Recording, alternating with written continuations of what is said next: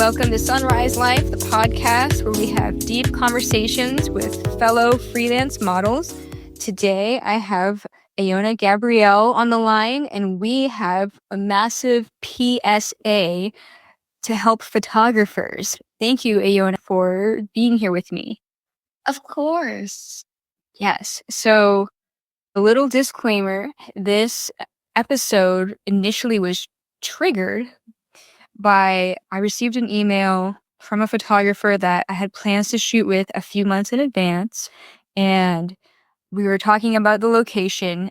He suddenly says, "Oh yeah, I was going to get back to you, but just want to let you know that I'm going to have to cancel because the last 3 traveling models that I had booked with canceled at the last minute, and it cost him a lot of money in studio fees." And I was like, traveling models did this? Yeah, that doesn't sound like traveling models who are professional. Yeah. So it makes me wonder, like, are there a lot of models that say that they're professional full-time traveling models that are misrepresenting themselves? Are these people scamming? Like, what's going on? I have to agree. I think there's, unfortunately, some people who take advantage of the title, and they definitely make it harder for those of us who do act professionally. Yeah. I can say, though, that, after modeling for a long time, obviously at the very beginning, every beginner model has insecurities and like things that come up that, end up making you want to cancel the shoot, like last minute or whatever. Like I've done it. We've all done it, right? Like, Yeah, absolutely. I know in my early years when I was just modeling like TFP and locally in my area, there were times when I just didn't really feel like doing it, and I probably canceled because of that. yeah, like let me try to go back in time 18, 19 years to the early days of my modeling and remember there were definitely times like I remember once I booked a shoot on Craigslist and the photographer last minute told me, "Oh, you could bring somebody to the shoot, but this is the test shoot. You can't bring somebody." And I was like, "Whoa." That seems odd. I wasn't gonna bring somebody, but now I'm suddenly stashed out. So Yeah, I would definitely be a little wary of that myself. I canceled last minute and I didn't feel bad about that one. I guess other times though, like I mean, even today, like I guess this whole episode does have to come with a big disclaimer because shit does happen. Like, family members do die, even though some people will use that as an excuse to get out of a shoot. Like my grandma died or whatever. Like, I mean, I had to cancel a tour because my grandma died in real life. So it happens. Yeah, I have had people use that as an excuse to cancel shoots with me before. And then when my grandma died, I ended up going to a shoot the following day because I didn't want to cancel. And then I showed up and he was like, "Why didn't you cancel? Your grandma died last night." And I was like, "But I didn't want you to think that I was unprofessional." Oh my God. Yeah. And then I just cried. So it was a bad shoot. I felt really terrible about it later. Yeah. When my grandma died and I had to cancel a whole tour, I felt so insecure for canceling the tour that I sent a photo of our whole family standing around my grandma's deathbed to prove that I wasn't lying. And then later I was like, damn, I feel stupid. Like I didn't have to do that. Well, last year my great grandmother died, and I had a photographer it was like in pre planning for an upcoming tour, like trying to blow up my phone. It ended up being like on the day that she died. And I was like, "Hey, like my great grandmother died today. Like, I'm not really like, I can't respond."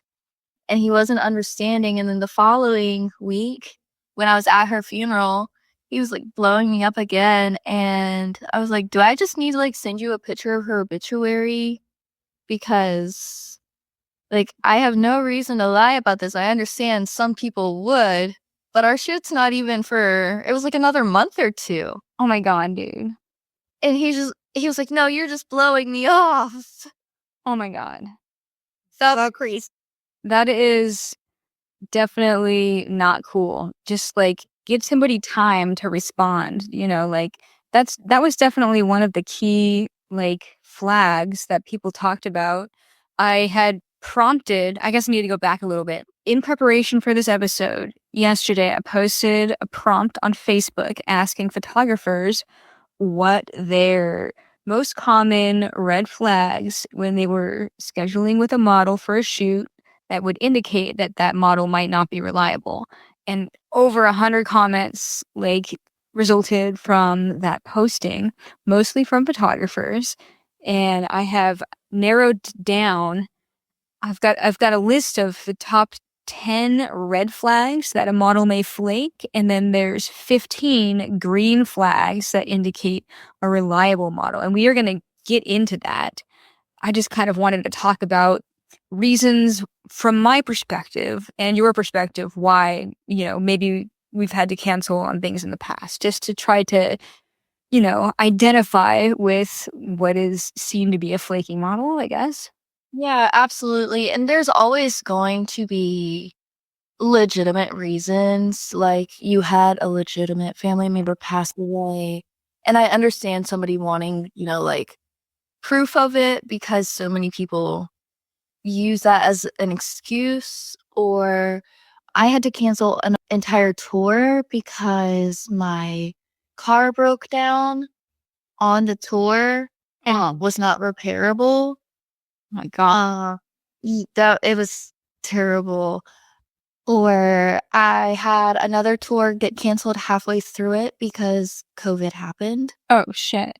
Right. So there's always going to be reasons like you may get sick or something. If you're upfront and honest and you try to be reasonable about either like rescheduling or refunding a deposit. I've even refunded people for their studio time before Yeah. when something happened, just to show the respect that you're not trying to disrespect like their time, their money, their energy. That typically goes a long way. Yeah. It contributes to your reputation too, being understanding for sure. All right. Well, want to tackle this list together? Yes. Okay. I've got it pulled up. I have it on my end too.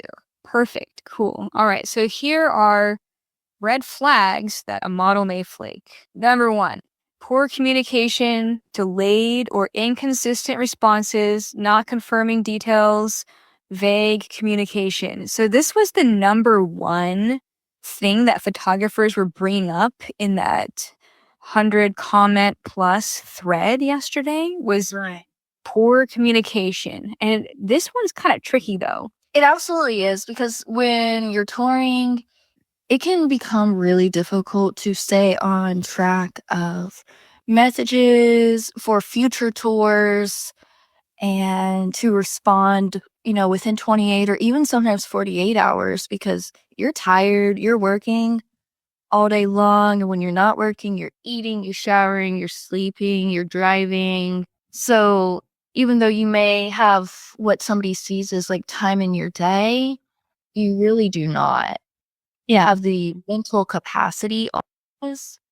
I would say that as a good rule of thumb, if your shoot's within a week, you should try to always respond as quickly as possible because it's the most important, essentially. But if it's more than a week out, typically you can give it a day, 2 days, maybe 3 days, and get back to them, and it should be fine. Yeah, I agree. I agree. Like most of the time when I'm scheduling tours, I'm initiating messages around 3 months in advance, sometimes more.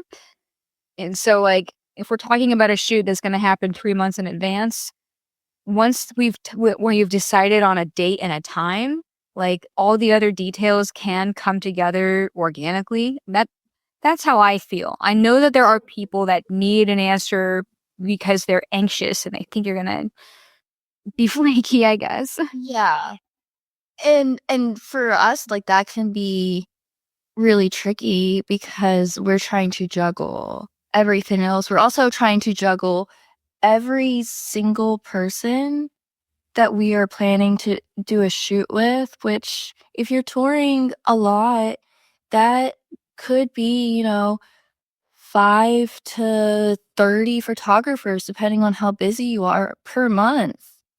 That's a lot of people wanting your attention and a response immediately, and it's not always realistic, fortunately, to get to every single person. Yeah. But this came up so much during that Facebook thread that it made me wonder, like, is an autoresponder a good solution, or having like an assistant respond to your messages for you? Like, I honestly, like, I feel like a photographer blocked me once when I had an autoresponder on my Facebook fan page. So probably not a good, I know it was kind of weird, really weird. I feel like it's a fine line because it's hard. Like, financially, it's not always feasible to hire an assistant. Yeah. But then so many people are put off by something like an autoresponder. So you're always gonna end up pissing somebody off or making somebody else happy with the same exact thing. Yeah. And people, like, it's not realistic to expect photographers to understand that you're on tour. Right. Even if you have your tour dates on your bio and like you've posted flyers and they can see that the dates, if they were to look at the flyer, they can see, oh, she's in Boston for 2 days and then New York for 3 days and then Washington D.C. for 2 days. Like, I wonder if she's gonna get any sleep. Yeah, there's not really the thought process there for most photographers to think about like how busy the model is. And I don't think it's anything against them. It's just when you haven't lived it Yeah. and you haven't lived where you're traveling almost nonstop and then you're working, you're trying to get around a city that you don't know. Yeah. It's hard to comprehend the mental bandwidth that's Yeah. left over your day. Yeah, that's a good way of describing it. However, even with us all being said and like describing how challenging it is to juggle everything while you're on tour, the message has been said. Like, it's better customer service to try to be able to get to those messages within 48 hours. So it's just, either I guess I got to get an assistant or I just got to be on top of it. But fortunately for me, my tours aren't as long as they used to be. So Mine either. And even when I've been on tour recently, I try to pick like a day or a morning or an evening mhm. after I'm done with everything. And then I try to go back through all my messages, respond to everybody. And it's been what I feel like might have been a little too long. I do say, hey, I'm sorry. I've been super busy shooting the last few days. And then I respond to whatever question may have been asked. Yeah, right. That's the best you can do. Best you can do. All right, well, let's move on to the next bullet point. Do you want to read the next one? Yeah, absolutely. So the next one is low quality portfolio, which would be a predominance of lower quality photos or selfies. It's going to be a lack of professional quality images. This is not necessarily an indicator that the model's going to flake, but it definitely is probably a common denominator in models who don't show up. So, Yeah, it shows at the very least, typically, that the model may be inexperienced, which could mean that they don't always have the professional skills yet. or it could mean that they are Instagram models or in Model. yeah. Yeah, because if they don't have a lot of professional images, that indicates that they haven't shown up to the photo shoots. Right. And when you're starting out, it is really important to build relationships with people and get some quality images into your portfolio so that later on, other photographers will be willing to hire you. Yeah. So this number 2, the low quality portfolio red flag, kind of also ties in with number 3, inexperienced models. Higher flakiness with newcomers, especially if they overstate their experience. That is definitely Something that I've seen models like lying about how many years of experience they have or lying about their publications. I see it all the time, Yeah. all of the time. And I've had experiences where I have seen models who had been modeling for, say, like less than a year start trying to tour, and they're posting online that they've been modeling for 3 or 4 years and that they have experience in all these genres when in reality they've been modeling for maybe 6 months and they don't have experience. And then they show up to these shoots and the photographer is expecting a highly experienced model, but they don't feel comfortable doing those genres because they've never done them before. Yeah. So I'm trying to think of if I was a photographer and I was looking at a model's page and she claimed to have a bunch of experience, what would the indicators be by looking at their profile that they might be overstating their experience? The number of tagged photographers. So if you see a model and they've only worked with maybe 2 or 3 photographers, Hmm. that could be a sign of inexperience. Yeah. Typically, when you've been modeling for years and years, you've worked with hundreds of photographers at Well, that yeah, point. for sure. Yeah. And so to only have a few people you've ever worked with, that does not typically show experience. And one of the biggest things of experience with modeling is that you have to be experienced in shooting with different personality types of photographers and different styles of shooting. Some people like to shoot slow, some people like to shoot fast. When you're inexperienced, that can really throw you for a loop. Yeah, right. This also kind of melds into red flag number 4. Do you want to read that one? Yes. So it is misrepresentation. So it would be claiming that you have the skills or experience that you don't. And your portfolio is going to show this. Yeah.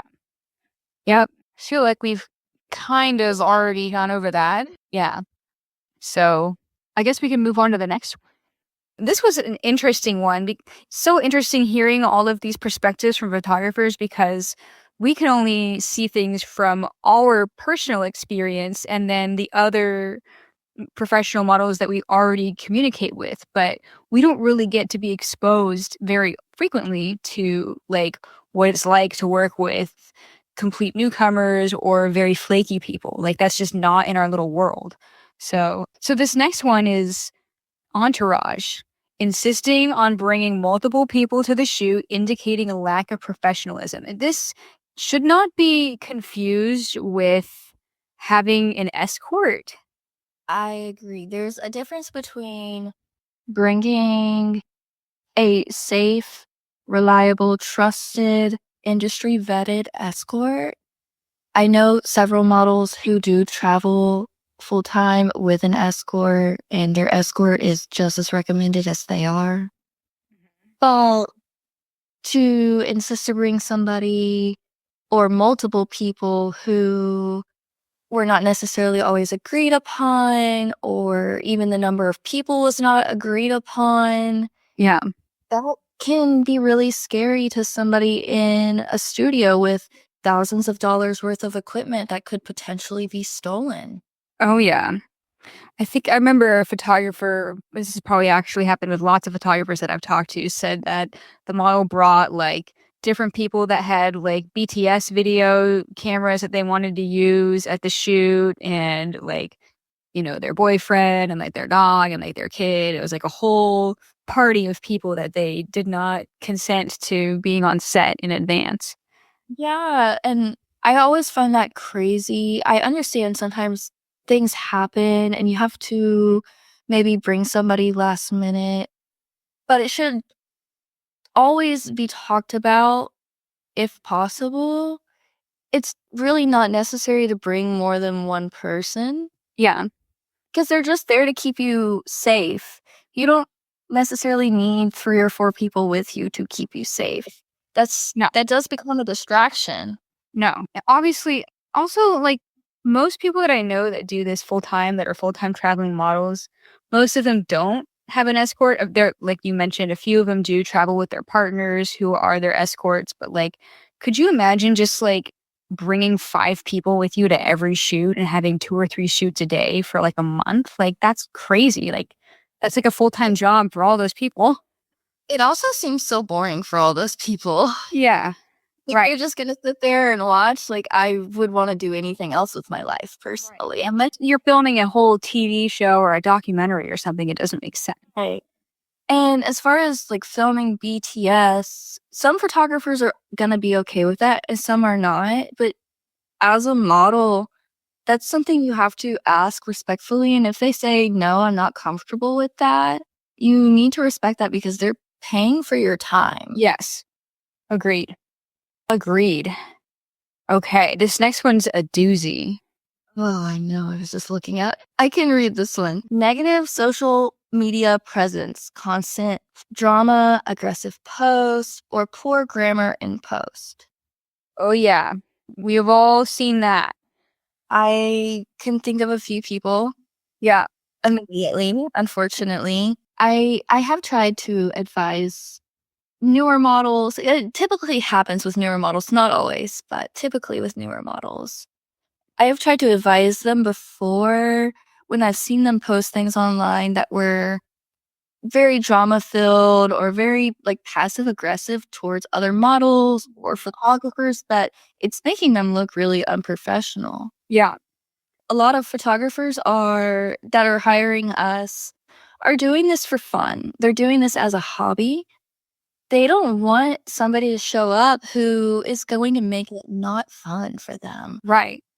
So if you're complaining about your boyfriend or your husband or your significant other, or you've always got some kind of like drama going on, like I was asking in that thread yesterday on Facebook, like because a few people mentioned negative social media posts, and I was like, okay, well, can we get some specific examples? And one person said, like, always seeming hard up and like asking for money on Facebook. There's always something happening with their family, or the world owes them, or like something, just never like bringing anything positive. There's a lot of people out there that complain a lot. Like, It's always like, "Oh, I have this horrible thing going on right now, and could you send me money?"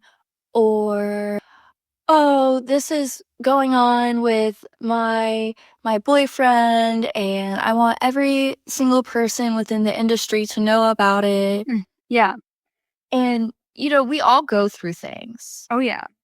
but there's, like, a time and a place for it. Sometimes it is nice to have support from other people within the community, but when you're asking for it more than you're not, people will start to look at you differently and to associate you with a negative like vibe. Mhm. Then they don't want to work with you because they're afraid that you're going to make the shoot a not enjoyable experience. Yeah. And I would say, in addition to the drama, grammar issues, and the aggressive posts, posting like, getting drunk or high, or like posting you're really hungover, or like partying a lot, I think that would definitely like be That's added a red to flag. that. Yeah, for sure. Or like posting videos of you crying. Yeah. That's usually not something that you should do on a professional level. Send that to your friends. Yeah. Call your therapist, please. Yeah. It's not professional, and you wouldn't be able to do that in any other professional environment, No. and it'd be okay. Yeah. Right. You're like, we're kind of like when we are being hired by photographers, like we are we need to be mentally sound, and they need to like at least subconsciously trust in us that we're not going to have a mental breakdown at the shoot. Like, like with anything, shit happens, like shit can happen, but like it shouldn't be an everyday thing. Yeah, it shouldn't be what's, like, something that you're known for. Yeah, for sure. Like, there's definitely a difference, like, you're going through a hard time, something really terrible happened, and you're like, "I'm sorry, like, I'm just going through a lot right now," versus you're going through a lot all the time for years. Yeah. And I would say that this negative social media presence, this is maybe one of the easiest things to to notice if you're looking at possibly hiring a model. Go to their Facebook or I don't know, their Snapchat or whatever they're using and like just see what they're posting like on their social media if you know, if you could find their Yeah, just scroll. yeah, this Scroll for a little bit, read some things, look through some photos, see the captions, and if it doesn't make you feel like it's gonna be a positive experience, just move on. You don't have to work with that person. yeah. I will say though, like being minorly being the devil's advocate on this, there's also, and I mean, I do this all the time, not all the time, but I do this. I do post things that are going on in my life that I struggle with, not to try to make people feel bad for me, but like to try to relate to other people. Like, you know, major life events happen, or, you know, one thing that I'm public about is sobriety or whatever. Like, I think that's normal though. It's that's not wrong. like it's not filled with like, "Oh, please send me like Right. attention and validation that I'm going through something horrible."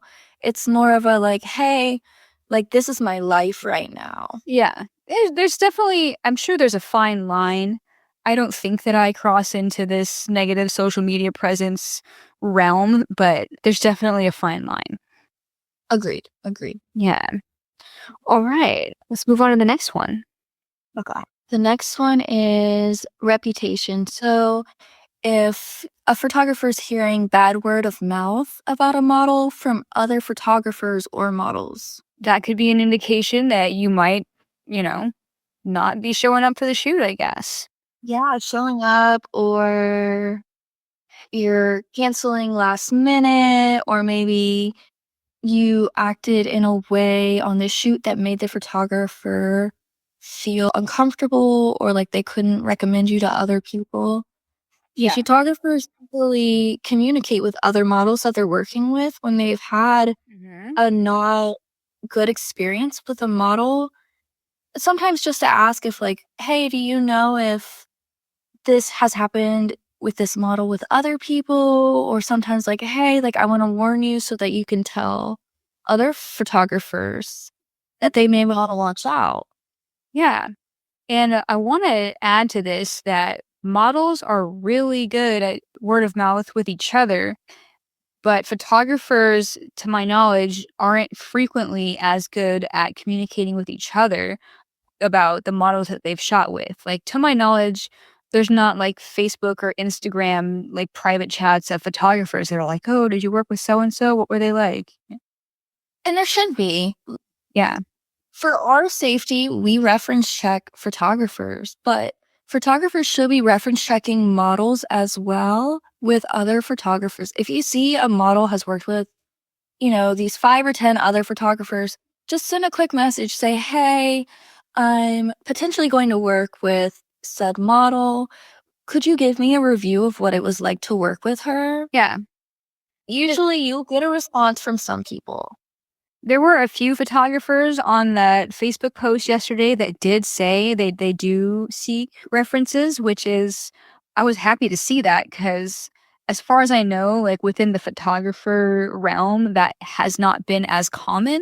So hopefully it's something that becomes more common because, you know, like people are shooting in the dark and sometimes they hire a model or they're seeking to hire a model because they have a look that they want to shoot, but perhaps like their idea of this shoot happening is superseding their desire to like check references and they're just crossing their fingers that this model is going to show up. And I think you might have seen this post from a photographer that's well known in our arena posted, I don't know, a week or two ago that a model he had paid in advance like $400 and she totally flaked out on him and he requested the deposit back and she wouldn't even respond. So he had a screenshot of her profile up And like I didn't recognize her. Like I don't think anybody in the comment thread like knew who she was. It seemed like she had just totally scammed him. I did not see that, but that's something I hear all the time. And there are some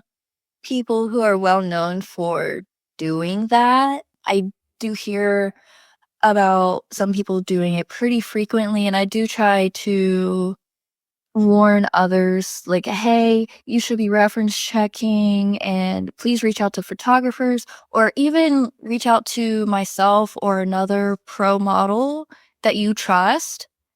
Almost all of us are more than happy to give you a quick reference check on another model. Yeah, because we're chatting with each other pretty frequently and we know, you know, like if they're a model that's known in the industry, we more or less have an idea like of what they're like. I will put a caveat on this, however, because I know of at least one model in my world who had intentionally talked smack about me to a photographer who was in the booking process with me, and he told me, he didn't want to shoot with me. He canceled in advance because some model, for some reason, was offended at some videos that I posted on YouTube or something and decided that she wanted to like try and keep me from getting hired. Or so That sucks. I'm sorry that happened. yeah. Oh well. I mean, honestly, it was just a 2-hour shoot, so and that was the only time that I know of that happening, but people could talk shit just because they hate you for some reason and you don't even know about it. So Which you should, even with like asking a model for a reference check on another model, don't ask just one. Less like if you're gonna for a photographer recommendation of a model, ask a couple that you trust. and if you've never heard something bad about somebody and you've only heard good things, but one person said something that seems completely different than what everybody else's review is, like maybe take that with a grain of salt. Yeah, because it's sometimes there are things that go on between models behind the scenes that photographers don't know about. Yeah. But most of the time, we are pretty nice to each other. Yeah. If you hear the same negative reputation information from multiple different people, it's probably true. Especially if it's those multiple different people did not know that you had asked each of them.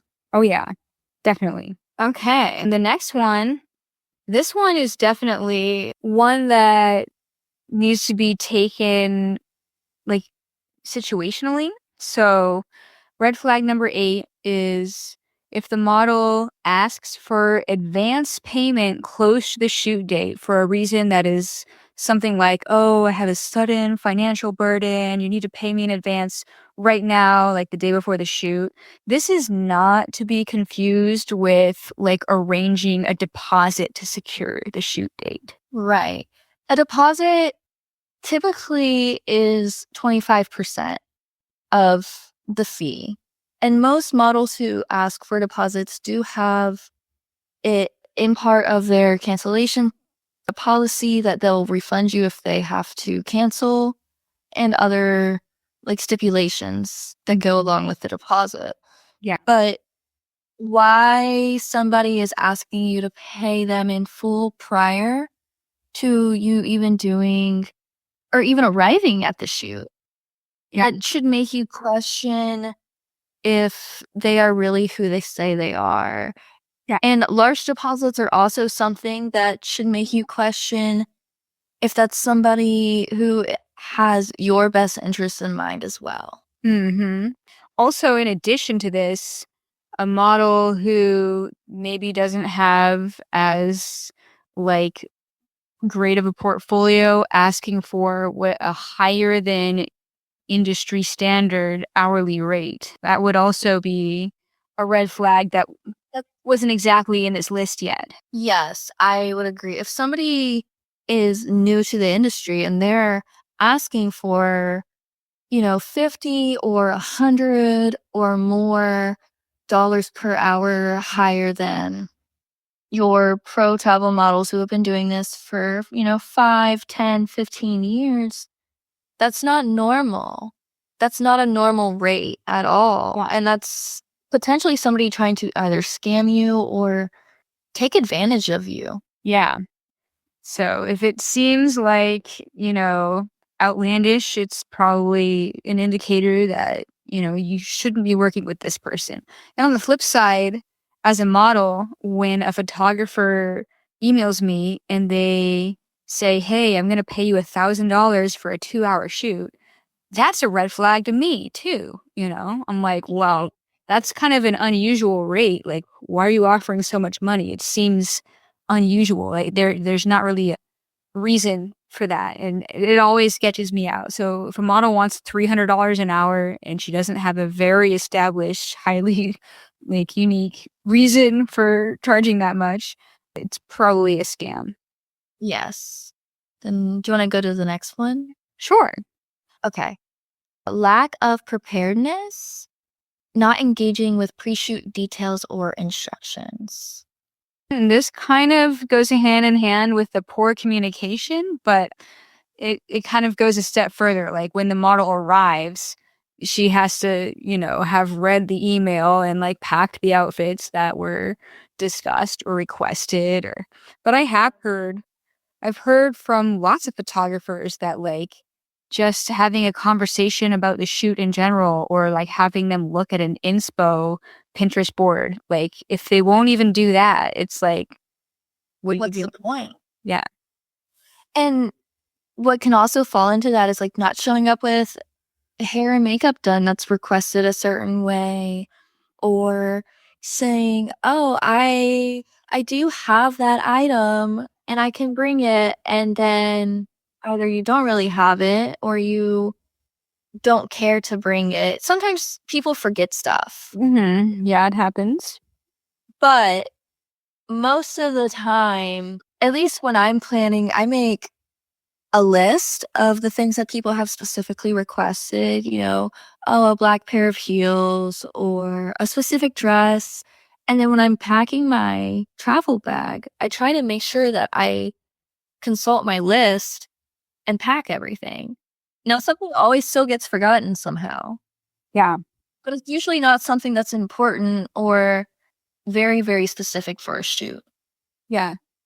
But having the conversation back and forth, planning the shoot and all of that stuff, it definitely shows whether or not you care about the creative process. Agreed. And if you don't look at it and then you show up and they're wanting specific poses that they already sent you, it's kind of frustrating Yeah. as a photographer because I've from a photographer's standpoint, I've already shown you what I want. Yeah, you should be able to do it if you've agreed to it. Exactly. So, what do you mean you don't know what I'm talking about? Right. Did not read the email. And this is something that might happen if you have an assistant that doesn't communicate very well with you. And I have heard of this happening, like a model's significant other is the one that responds to their emails and books their shoots, but doesn't the photographer doesn't know that they're not talking directly to the model. The model shows up and they're like, "All right, we're doing this now." And the model's like, "What?" And isn't prepared because the communication between them and their assistant wasn't good. So, like, if you want like good quality responses, just wait that maybe 48 hours for the actual model to reply so that we're not pressured to hire an assistant that might not be good. Well, and if you do have an assistant, I do think it would be smart to at least like go through all of your messages again, read over them yourself so that you're familiar and, you know, you can make sure that nothing is missed, nothing's agreed upon that you wouldn't want to do. And that can avoid a lot of potential fuck ups in the future. Yeah, definitely. All right. And so, with all of that being said, red flag number 10 that a model might flake is ghosting. The most obvious of the model might flake if they have flaked. have not shown up, no communication. They also sometimes will cancel like 10 minutes before a shoot. Oh, yeah, that's just as bad.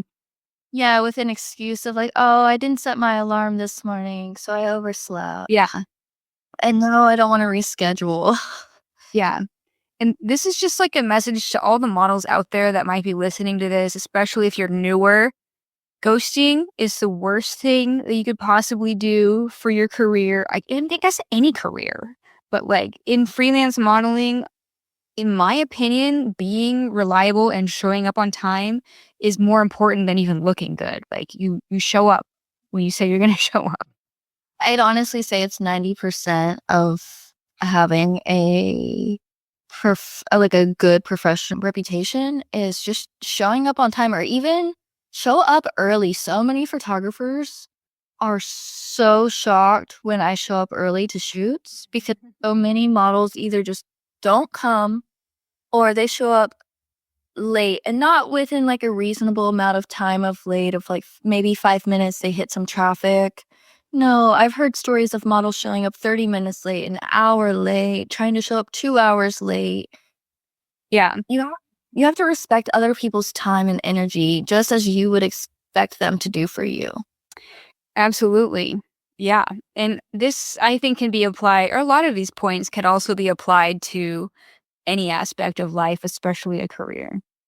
Yeah, absolutely. It with modeling, you have to treat it just like you would any other job. You can't not show up for a job and expect to still have a job. Right? Exactly. You're gonna get fired. Yep. People are not gonna hire you anymore when they can't rely on you. And they have a whole set up and maybe they've bought wardrobe or a new backdrop or a new camera lens specifically for the shoot, and then the shoot doesn't even happen. So they've lost money, or like in your case, where the photographer canceled because of other models, Mm-hmm. like he lost money on studio time, Yep. and then his reputation was affected, even though it wasn't his fault. Yep. Yeah. Yeah. So, all of these points being said, I think it's time that we move on to the green flags that indicate reliable models. And for any models listening, especially newer models, this list of green flags could be your roadmap to success. And a lot of these could like make or break you Oh, yeah. in the long run as a model. Yes. All right. How about you read the first one this time? Okay. Okay. The first one is prompt and clear communication. So you're going to be responding to messages in a timely manner, and then you're going to answer questions clearly with detailed responses. So try to not leave out important details. You want to include anything that the photographer might need on an information level. Yeah. Honestly, like the less back and forth, like in individual questions, and the more like dense amounts of information that are passed back and forth between emails, the better. Because, like, if you can tackle the date, location, like wardrobe, like basic vibe within like one or two emails, then all you have to do after that is just touch base every few weeks leading up until your shoot, right? Yeah, absolutely. You want to be able to save the time, first of all, for both people of, going back and forth and like dragging it out. But it shows respect and it also shows that you take modeling very seriously and that you don't just kind of play around or you don't care because you have all of the information provided as soon as possible. Yes.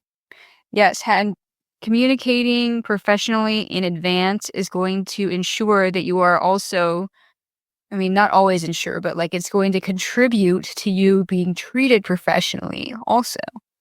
Yes, absolutely. And this kind of also leads into green flag number two, consistent engagement. So as your shoot is approaching, even if it's a few months in advance, what I like to do and what I recommend other freelance models do is like, even if your shoot's not for 3 months, like, every at least 2 weeks, just shoot a message. "Hey, just wanted to let you know I'm still excited for our shoot on March 15th." And what I like to do, so it doesn't seem like I'm just, like, poking them to remind them to put it on their calendar, I try to include another question like, "Hey, like, is there a specific hairstyling that you would like me to have when I arrive?" So that makes it because honestly, like, if you schedule something and then the shoot's 3 months down the road, sometimes the photographer forgets to put it in their schedule when it's that far in advance, so it's good to regularly check in. You can also, on your calendar, invite the photographer with, like, their email to attend the event. Yes. So, like, on Google Calendar, you can invite via email people, and then they can confirm, and that I have found helps photographers also feel like, "Okay, she's taking this seriously, and I know for a fact it's on her calendar, and then as a model, I know for a fact that they have it on their calendar as well." Good, yes, and if you're not into Google Calendar and a photographer sends you a Google Calendar invite, respond to it. Do just Yeah, dang it. And a lot of photographers will send them and they'll put shoot details in the Google Calendar, which Mhm. I love that because I can quickly reference it. Okay, this is the hair, this is the makeup, this is the address, this is the time, this is the agreed upon rate. There's no questions. The only thing about Google Calendar that I wanna, like, notify everybody of is this happened to me. I set dates on my Google Calendar for, like, an upcoming trip in Australia, like, 6 or 7 years ago. Went to Australia, and then all of the time and dates on my Google Calendar shifted. So then all of the times and dates that were set in my Google Calendar were changed, and I had to manually modify them all because it, like, changed per the times. That actually happened to me as well when I first started touring. And what I do now is I put it in based off of the time zone that it's in. You can go in to the time settings and pick the time zone. I didn't know you could do that. And also in the parentheses of like the name of the event, I put the shoot time. Yes, So good. if I'm shooting from 8 to 10 p.m., I put in the parentheses 8 to 10 p.m. That way there's no question later of, "Oh my god, am I gonna be there? Is this right?" Yeah, right. Yeah, if you've manually typed out the time, then you'll know that you're gonna be there at the proper time. And that really helps with traveling, like you said, throughout time zones and in areas that you're not familiar with. Yes, good tips. Let's see. The next one is a professional portfolio. So this would be a well-maintained portfolio with high-quality images and a variety of work styles. You want to be consistently updating your portfolio to show that you're still actively modeling and that the photos are not maybe from 10 years ago. And you might look completely different. Maybe your hair is a wildly different color, Mhm. or maybe you've lost weight, or maybe you've gained weight, which those are both fine, but you have to present yourself authentically. Yeah. Otherwise, people will be very upset when you show up and you don't look like what they're anticipating you to look like. Yes, agreed. And this has been a challenge for me lately because I've changed my hair quite a bit over the last few years. I was blonde, now I'm a redhead. So, what I like to do on my social media, you mean in addition to having my portfolio always updated, is I like to pin a photo or at least a few photos of my current look to the top of my Instagram page.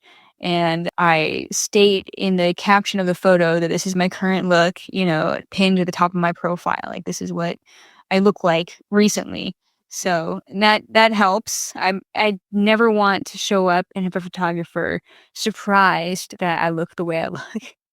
I also break my albums of photos down on like Model Mayhem Mhm. into the year that the photos were taken. Mhm.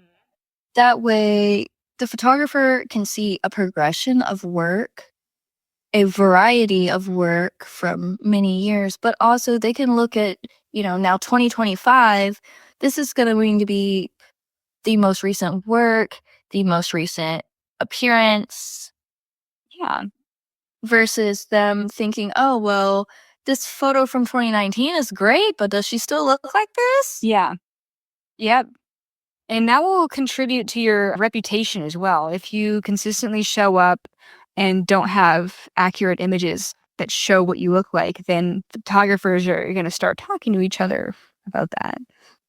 Yeah, and I've heard about it before where models are using photos that are 2 or 3 years old, and they look nothing like that anymore, and they were still beautiful women, but they were misrepresenting who they currently were, and it made the photographers hiring them feel like they were being taken advantage of. Yeah. That's the last thing you want. Yeah, you never want to do that. Yeah. Yeah. All right. Moving on to the next green flag is that the model tags the photographers that shot the photos consistently and credits the photographers on their social media posts, indicating collaborative work. So, this is definitely one of the things that I hear a lot from photographers. I shot with so and so, we had a great shoot, but then she didn't tag me when she shared some of our work. Like, always tag. Like, come on. Like, Not only is it respectful to tag them, but it also makes it easier for photographers when they're going through and they're wanting to do a reference check on you. They can see, okay, she's worked with these photographers. I can quickly reach out to them, ask their experience. And it's the same for us with photographers. Like we go through, okay, so he's worked with these models. Let me send them a quick message real quick.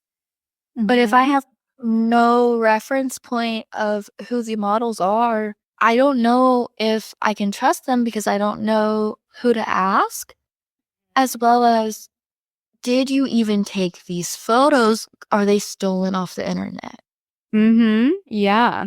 Also, if a model's not tagging the photos from another photographer, like I think that if there's not a nefarious reason, that reason should be stated in the caption of the photo. Like I have seen models say like photographer wishes to remain anonymous, like maybe they don't want their photography public, maybe they're just like a private shooter and they're still working on their skills or whatever reason is, but like if there is a legitimate reason to not tag the photographer, state that because other photographers are looking at your profile and they're like, "Oh, I see all these nice photos, but who shot them? Was it her boyfriend? Are these self-portraits or is she actually working with photographers?"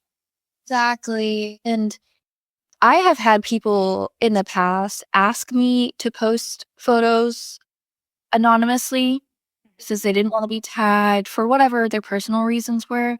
And then there's also been photographers that I've worked with who I later found out or I later had an experience where they were unsafe to continue working with.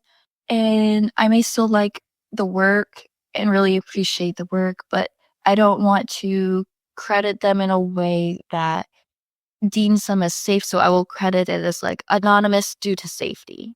Yeah. And then it gives the other photographers looking at it a notion of, okay, so she's worried about the safety of other models potentially working with who took this. Yeah. That's another reason why some models wouldn't tag in the photo, but always indicate a reason for not tagging. And like for any self-portraits, just indicate that it's a self-portrait in the caption so somebody doesn't think it's like an uncredited image. Exactly.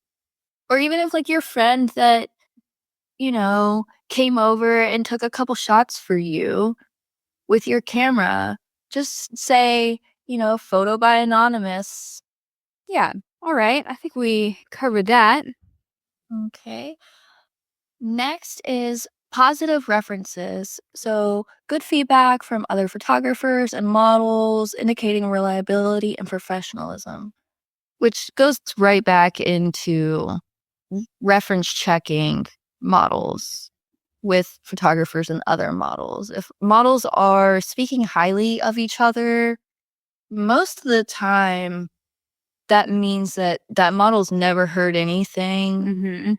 about the model being unprofessional, unreliable, hard to work with, Mhm. which a large majority of us, I would assume, falls into this category.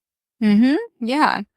And I've heard people mention that it would be great if photographers and models had like a Yelp website, but sadly that's never really been a thing. But the closest thing that's come to like a model photographer Yelp had been Model Mayhem with the verified credit system. That's tough though, because you can only leave a positive review. Yeah.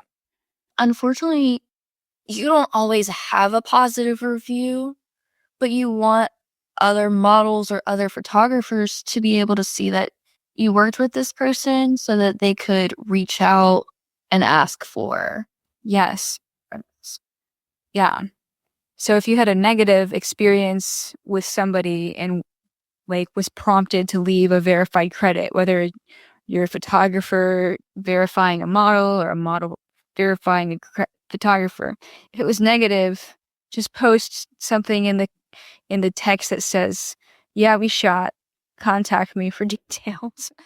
Yeah, or I remember I saw one model, I think you've seen this as well, where when she credited the photographer, she said, he took 1,500 photos of me in 2 hours.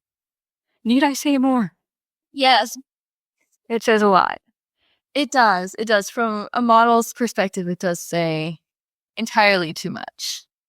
Yeah, we talked a lot about references also in the red flag. So I'm going to move on to the next green flag.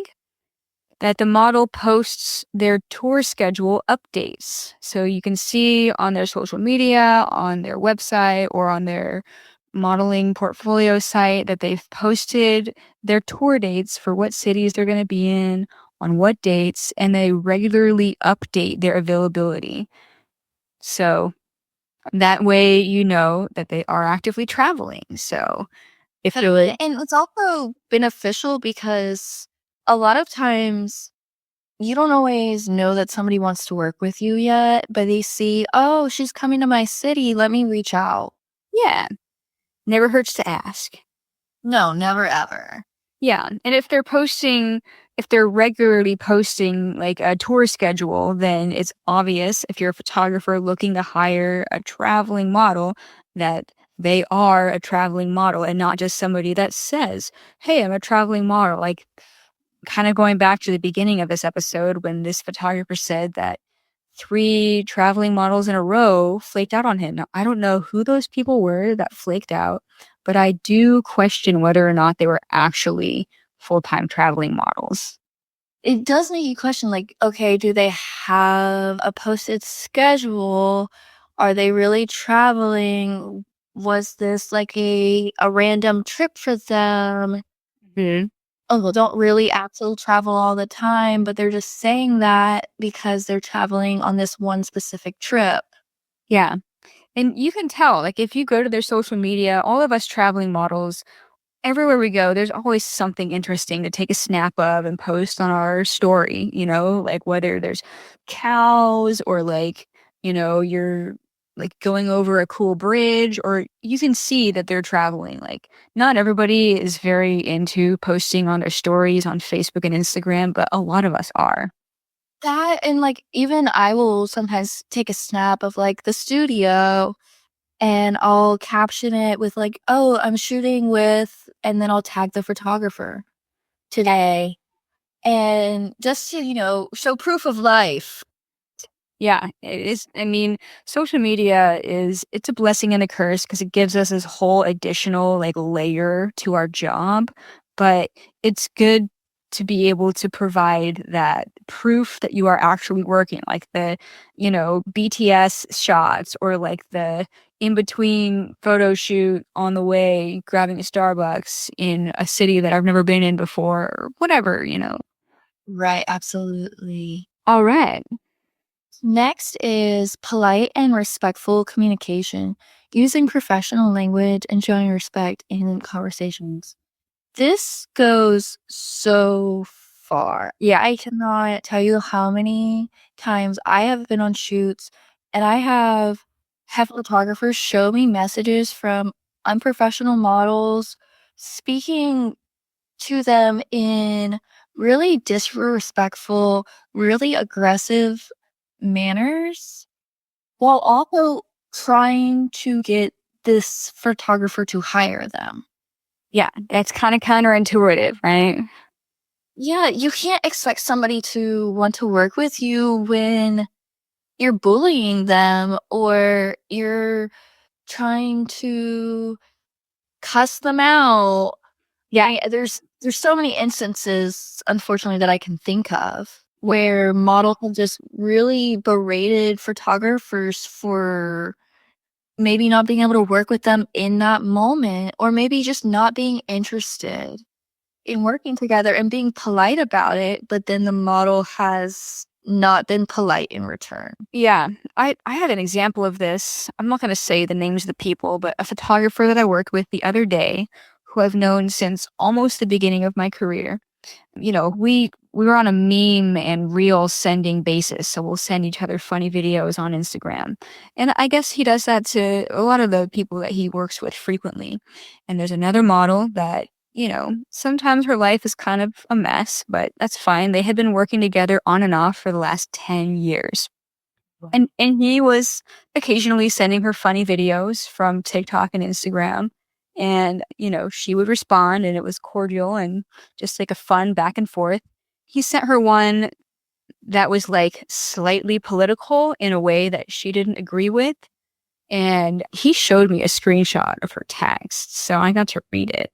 And she blew the fuck up on him, calling, and I mean, mind you, he sent me the same video. I was just kind of like, but like, she was ripping him apart and calling him a rapist and like all this fucked up shit. And like, yeah, just because he sent her a video that indicated that he had like a certain political leaning, which is like, okay, yeah, like I don't align with like a lot of people on their politics, okay? But she was literally like saying like awful shit to him and then trying to throw other models under the bus that he had also worked with. And she's like, this is why so and so doesn't want to work with you.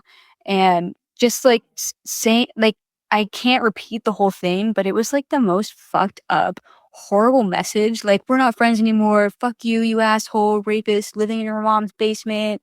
And I was like, dude, you guys have shot together for 10 years. You've already been passing each other funny videos back and forth. And this one, like, I saw the video. It wasn't offensive. It just had a political leaning in a slight way. Like, dude, like, anyway, so she flew off the handle, like, complete bipolar episode about Oh it. my god. So that kind of stuff, it shows, that you're Says cool on a level where the photographer may not want to work with you again because they don't feel comfortable. I would also like to add it's typically best to keep politics out of modeling. yeah, agreed. Or any protection. Yes, unless it's directly affecting modeling. There's just too many opinions, viewpoints, and like different walks of life Yeah. that we all come from. And so we're all going to vary. We're all going to be different about it. Yeah. But we can still make beautiful work together. Yeah. That's like a fine one to dance on because there are a lot of people that want to tell you their opinions or they want to have small talk during the shoot and then it ends up into a political conversation. Just don't do that.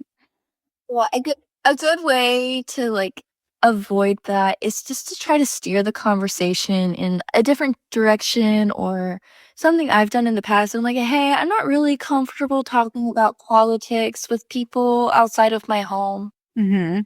So could we please talk about anything else? Yeah. I would say in most cases in a professional setting, especially if you have like a specific amount of time to get your shots done, like, that could escalate. If the person that you're working with seems like they legitimately want to have like, you know, mono conversation and they seem like they really like want to respectfully engage on something and then they're not just throwing some like borderline offensive statement that they're trying to trigger you with, I guess everything's taken like per situation, so that I have had times where the photographer was saying stuff that they were indicating things that I didn't agree with and I didn't want to get into it with them, so I was just like, oh my god, like I don't agree, but I don't wanna get into it, okay? Like, I've had that happen a lot where I'm like, okay, let's talk about something else, yeah, please. it's I want to continue being able to respect you and vice versa. yeah. It's a tough one, though, because it's like you wanna stand up for what you believe in, but there is a time and place for that, and honestly, if somebody is set in their beliefs and they're not actually looking for an outside perspective, your perspective is not going to change their mind. No, and most people are set in their beliefs. Yes. The next one is acknowledgement of shoot details. So you're actively engaging in pre shoot discussions, you're asking questions, you're confirming the details. I think we pretty much covered this one. With the red flags for people who don't do that, so just do that, and then you will be known to be a reliable or at least acknowledging model.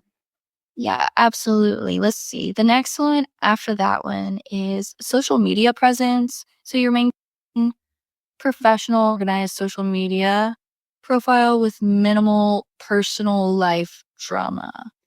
Yeah. A good way to maintain this too is to have separate accounts for your personal and your professional life. So I personally have a personal account that my friends and my family have access to. Yeah. And I share memes and post my normal life stuff. And then on my professional accounts, I post modeling related stuff. I might put some that's personal life that's doesn't really matter. Like I like to cook. So sometimes I post pictures of the food I make. Yeah. But I'm not posting like my personal life drama of what's going on outside of modeling 98% of the time. Yeah. I'm like, I mix it up a little bit. I don't really have personal social media. And anytime I have, it's always been like either abandoned or like become a personal slash modeling, but it always ends up at least 75% like modeling related stuff. I think that's fine as long as like you're still for keeping in mind like you are using this on a professional level, and so there is a certain appearance to be upheld that is to be expected Yeah. for your reputation to continue to be in good standing. Yeah, and that kind of falls back into the red flags about the negative social media presence. You don't want to do that. All right. So green flag number 10 is proactive problem solving. So if you encounter an issue during the shoot planning or perhaps at the shoot, such as travel delays or personal emergencies, how are you handling that situation? So you're not, breaking down, freaking out, asking for payment info, and then ghosting. You are, dealing with the situation in the most professional way possible. And a good way to do this, like for example, if you have to cancel and you know you have to cancel because something has come up, something's happened, let the photographer know as soon as you know. Yeah. Give them an option for a refunded deposit, give them an option for rescheduling if that is something that would work out, offer suggestions for maybe another model to fill the time slot. Yeah. There there are always options. Yeah. When I started modeling, back when I was not when I started modeling, but when I started traveling for modeling, at the time, I was not able to rent cars. So I had to proactively problem solve how I was going to get to and from each shoot, having 2 or 3 shoots a day for like 2 weeks in a row in like multiple cities. So that required lots of communication in advance. Either I had to figure out an Uber, a bus, or ask a photographer to pick me up somewhere and drop me off somewhere else. That sounds like a mess. It was a mess. I did it though. I did it like that for 5 years. That's amazing. And it really goes to show that if you want to Yeah. be organized and if you want to get it done, there's always a way. It Yeah. may not be the easiest thing or the most convenient, Yeah. but there's always a way if you want to keep a good standing and you want to keep modeling where people want to keep working with you. Yeah. Yeah. Having a car is so much better than bumming rides and taking a bus. Oh my God. Like, we don't have to get into that. I don't know how other models like Uber around town because that would stress me out personally so much. If I fly, I rent a car and I just Yeah. cry on the inside a little bit about Yeah. the cost. Public transportation, though, anytime that I felt like I was in danger when I was touring, it wasn't because of photographers. It was people on public transportation. You can't like control who you're in the presence of. You might be, in the presence of somebody who's having like their day that they were going to go postal. You don't know. Anyway, I kind of blank girled on that one. No, it's fine. I understand. The majority of times that I have felt unsafe while traveling have been sketchy hotels that I probably shouldn't have booked or sketchy gas stations that I definitely shouldn't have stopped at. Yeah. Oh, So it's mostly the normal people. yeah. All right. Want to read the next one? Yeah, consistency in posting, regularly updating your social media with recent work, and indicating ongoing engagement in the industry. This goes right hand in hand with updating your portfolio and you're showing that people are still wanting to work with you, that you're still working, that you still look Yeah. in the image that they're expecting you to look like. Yeah. And if you just cross over into just posting selfies in your bedroom all the time, then it might not look like you're actively modeling. Like, you got to post those photos from the shoots to, like, show that you're actively working. And it also, if you're posting, bedroom selfies all the time, people may not think that you're a legitimate model Mm-hmm. because they're wondering, okay, so where is her professional work? If I'm going to hire her as a professional, I expect to see a professional quality portfolio. Okay. This is a good one for me to hear because I do try to do this, but I feel like I don't do it enough. The model acknowledges their collaborations. So this means that you're showing enthusiasm for the projects that you've collaborated on with photographers. That shows that you're not just in it for the money, that you actually enjoy the process of the photo shoot. I feel like that could be tough with some really boring concepts. Yeah. But overall, yes, you should be excited. If you don't love to model, Yeah. at your core, and is your main goal from day one is just how can I make as much money as possible? That's not good. It's kind of unethical. Yeah. And you're going to burn out too. Oh, so quickly. And also you will likely put yourself into situations that you may not be comfortable in or that you may later regret because you were thinking about money over maybe safety or money over artistic value. And while, yes, we do all need money to survive, Yeah. there's a line. There's a line. And it's different for everyone, but Yeah. you have to have some sort of a line at some point. Yeah. Now, honestly, like, sometimes my enthusiasm for the shoot is, even more excitement towards working just with that actual person because I like their personality. Not always the photos that necessarily result, just when it comes to like what you said, boring shoots, like, posing on a hotel bed. We've all done it 10,000 times, right? Like, like, but I can at least say that I really enjoyed working with that person. It was great to see them again. Like, I really hope that you're happy with the photos. Like, the ones with the red lingerie were my favorite. Like, it's good to at least show some kind of engagement and enthusiasm at all. Yeah, I have a photographer I work with pretty frequently, and I I love to work with him. He's a very nice guy, but he always shoots on a wrinkled white backdrop. Y'all, please, please steam your backdrops, please. I am begging you. And you're shooting at like F14, right? So you can see all the. And so, like, creatively, sometimes it's tough because I'm thinking about the backdrop being wrinkled the whole time. But I'm also enjoying catching up with somebody that I'm building a working friendship with. Yeah. And so I'm excited to see my friend again. I'm excited to catch up.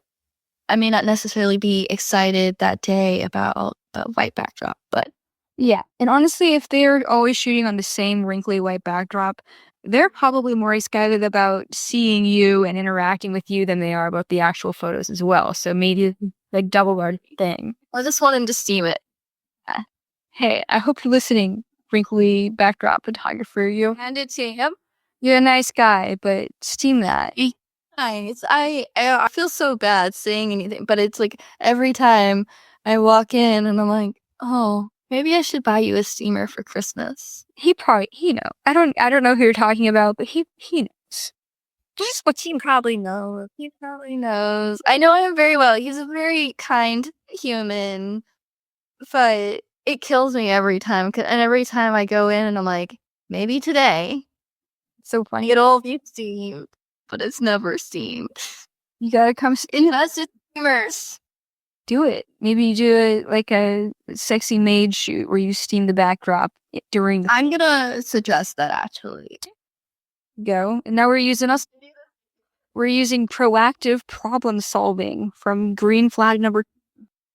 The next one is positive public interactions. So engaging positively with your followers and peers, avoiding public conflicts or drama. This is pretty easy. When somebody is commenting and they're just saying, "Oh, I love your work," just say thank you, or like just hit the little heart. Yeah. Just acknowledge it. If somebody comments something rude or hateful, as much as you may want to go off on them, it's probably not wise. Just delete the comment. Oh my God. I mean, this is the reason why I deleted my Facebook in 2020 and I wasn't on Facebook at all for almost 2 years is because like when I saw like negativity or conflict that triggered me, I had to jump in and it was just bad. I was like, I shouldn't be doing this. I had a hard time with this for a while. I still struggle sometimes. What I have begun to do is I just log out. Good. And I won't look at whatever platform it was on again until the next day. Yeah. Because by then I've forgotten about it. Yeah. Maybe And I probably won't scroll and see it again. that's good. That's probably I should do that more. Just ask yourself, is this the hill that I want to die in before hitting send? And if it's like a public safety concern or something, you probably should comment. Yeah, if it's something that's important. Yeah, but if it's really like not that big of a deal, Yeah. and it's not going to change anything for anyone, do you really want to keep yourself up stressed out about it? Probably not. Yeah. Okay. Green flag number 14 is good organization. So the model keeps track of their bookings, responds to inquiries efficiently. This kind of ties back into prompt and clear communication, but it is also incorporating, how you have your shit together and you can show that you have your shit together. You show up, you're prepared for the shoot, you have the certain shoes that the photographer requested 2 months ago via email because you wrote it down in your like booking sheet or however you organize your shoots. So and this is definitely when you first get into touring or full-time traveling, a skill that you have to build because when I started, it just felt like chaos until I came up with a system for myself. Yes, and I think another thing to add to this that's really important for good organization is planning enough time in between shoots to not only account for potential travel time, Google Maps it, see how far it is, Oh yeah. add 30 minutes to an hour to that drive time. Yeah. And Traffic in that city. Like, traffic, also, you almost never leave a shoot like directly on time. yeah. So it gives you the buffer of being able to pack up without rushing, Sign the release. not have to worry about traffic. If you're hungry, if you need gas, you can stop and grab something. Yeah. And you're not running late all of the time. Yeah. A Oh, yeah. good rule of thumb that I personally have for booking shoots is I plan typically 2 hours between all shoots, unless the drive time is more than an hour. And then I add an hour to whatever the drive time is. Wow. That's pretty good. That's more time in between that I put, but I guess it really depends on how far away it is on the map too. And if I see they get hungry. If I know that the two shoots are going to be very close and very easy to navigate in between, I will do a shorter time period. I'll do maybe an hour or an hour and a half. Yeah. But 2 hours is my general like rule of thumb for most cities that can almost always get me from one place to another in the perfect amount of time. It's good. Okay. We are finally approaching green flag number 15. Which is reliable cancellation policy communicates any changes or cancellations well in advance with valid reasoning. Yeah, and the cancellation policy in general is definitely something that should be communicated when you're first putting the shoot together. Let them know, hey, by the way, I have a cancellation policy. And an easy way to do this is like include it in maybe your bio on Model Mayhem or Model Society. Include it in your cold call. Have it accessible on your website, in your booking information. You want people to be able to access as much information as possible regarding working with you before they agree to it. That way, there's no surprises for anyone.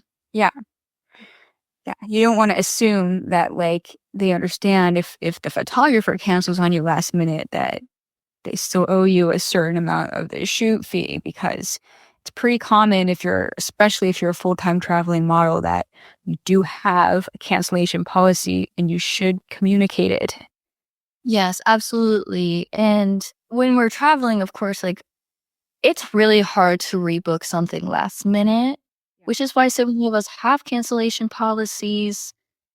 But if you're not informing people or giving them the access to find a cancellation policy, then that can really make them feel like they're being taken advantage of. Yeah, right. Yeah. If it's on your website and they cancel on you last minute, you could say it's been on my website the whole time, but it's I still always, I'm sorry, go ahead. I was just going to say it still is good to like at least mention it when you're booking a shoot. Yeah, I try to send mine out in my cold calls, and then I also will send if somebody messages me, I'll send them like a short little message just like, "Hey, I see that you're interested in working with me. If you would like to look at more of my work before we continue to speak, here's a link to my portfolio. You can also find information on my website about my current tour dates, my booking information, my cancellation policies, etc. And here's the link to the website, as well as I will individually link the booking page. And at that point, if something goes wrong and they didn't read your policy page, it's on them because you told them about it. Yeah. They had the opportunity to look at it. Yep. Wow. This has been a really good, I feel very thorough and organized episode. I like Nice. I was just feeling like this might sound weird to somebody that's like not a photographer or a model, but I'm just gonna say it. I felt like as we were going through all of the points and like contributing to each other's like responses, felt like I was at a photo shoot with you and we're posing together and you are like you're complimenting my shapes when I change my leg, you're pointing your toe. You know what I mean? Like, because we are naturally do that. Oh, I missed. Yes, absolutely. Do you think we missed anything? I feel like everything that comes to mind is covered. I'm sure we may have still missed one or two things. Yeah, you know, So, I mean, there are definitely like when I was privately messaging with some people, they were like suggesting some things that like I didn't agree with as far as, indicating that a model might be flaky. Like I won't say who it was, but he said that almost anytime he tried to book with a goth model, they always flaked. I'm like, oh, I that's don't I don't think that all goth models flake. I mean, that's maybe that's just like the region that you're in or that's like a local model thing. But that just goes back to make sure you're reference checking people. Make sure you're checking them out. What's their reputation? Like, Yeah. it really doesn't matter the genre of model. Oh, actually, I did think of one thing we didn't cover. Okay. If a model's portfolio, and I saw this on your post, somebody mentioned this. If a model's portfolio has a lot of photos that look heavily edited to where you're not really sure that that's what they may show up looking like. I've had photographers I've worked with before show me examples of models they've worked with, but this has happened. There was one where all of her photos were very heavily photoshopped. They were beautiful photos, Mhm. but they did not correctly represent who she was. Yeah. And they made her look about 20 years younger than she is. And so he was very, very shocked when she showed up and not only was much older than she was claiming to be, Yeah. but she also didn't look like she did in her portfolio because Everything was heavily edited. it was so heavy. Yes. So like a Facetune on selfies, that's a red flag. Heavily photoshopped, where every single photo is heavily photoshopped, that I would question that. Yeah. And honestly, the photographer that I mentioned who had posted a few weeks ago that the model requested a $400 deposit in advance and then she ghosted, the screenshot that he shared in her avatar picture, she looked heavily photoshopped. She looked like she had very heavy Instagram influencer style makeup. You know what I mean? With like the eyebrows and all of that. It looked very like, you know, Los Angeles Who's based. maybe, yeah, somebody who's maybe a fake account or maybe an influencer account, but not a travel model. Yeah. So, and I don't know if we didn't talk in depth about this, but like obvious drug use or obvious addiction problems. I suppose that kind of goes in with negative social media presence, but like even outside of social media presence, if a person has a reputation for, you know, having drug and alcohol problems, then it might indicate that they might. I mean, this used to be me, okay? I'm not throwing people under the bus. I literally did this where I would get wasted, black out, book shoots while blacked out, and then not show up because I didn't remember booking a shoot because I was blacked out when I booked it. So, Well, what I think is actually worse than that scenario is there's been models I've heard of who show up drunk to the shoot. yeah. And then and it's to the point where, like, you can smell it coming off of them. Don't do that. Yeah. Please arrive sober. It's Yeah. just like any other job. Like, you can't go to work drunk. You can't go to work high. Yeah. It's so unprofessional. And a lot of people don't appreciate when models show up and they're not fully aware of what they're doing. Yeah. Absolutely. It's a recipe for disaster. Also, brush your hair. Yes. I can say that there have been times when in my career when my depression was really bad, and I may have also failed at doing that as properly as I should have. But brush your hair. I did the Yes. That's good advice. Okay, I think that we actually have covered everything that I could possibly think of. And if anybody thinks of anything else that could contribute to these lists of red flags or green flags, go ahead and shoot me a message, social media, or shoot Ayeonna a message, whatever. We're all about this. We like the main reason I want to compile this information is to be a tool that can help photographers avoid those negative experiences where models get, flake or they scam you or they get a deposit and then don't show up. Like, that's fucked up. It hurts us as experienced traveling models. So we're trying to help you, which also helps us. Absolutely. I like to advocate for not only the safety of models, because I do feel like that's really important, but the safety of photographers and their time, because the only way to make the industry a better community and environment for all of us is to put work into it and to try to make it better for each other and try to hold each other accountable.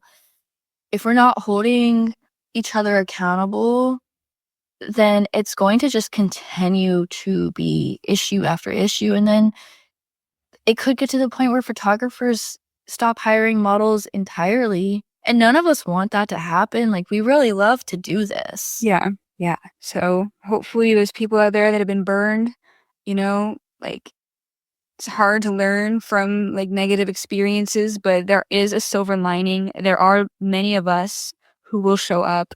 We promise. I promise I'll show up even if I'm like nearly dying. Yeah. And your grandma just died last night. You'll still show up because you don't want to be seen and be sorry.